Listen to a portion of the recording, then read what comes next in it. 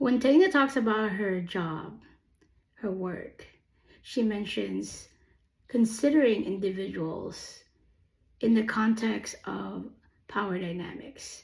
And this is actually something that feminist theory, this is indicative of using feminist theory in your work.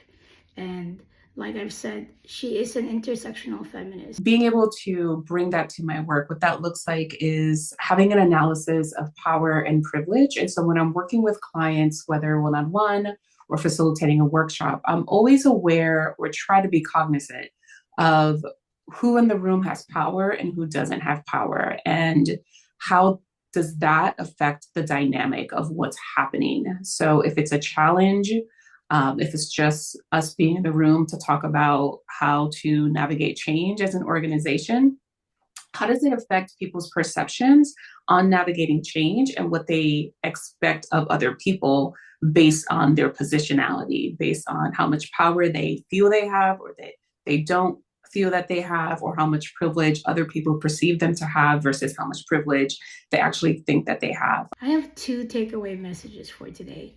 One is intersectionality is not just about identities. Number two is Cite Kimberle Crenshaw. So number one, I've heard of people talk about intersectionality as the intersection of identities. That's not totally wrong, but it's also incomplete.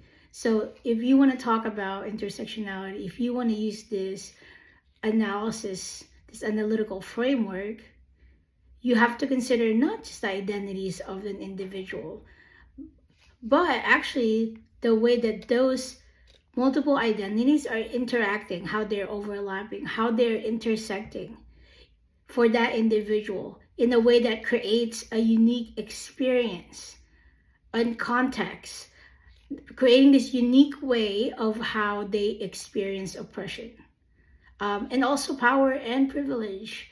And so talking about intersectionality just as a bunch of identities is inaccurate. Number two is Cite Kimberle Crenshaw.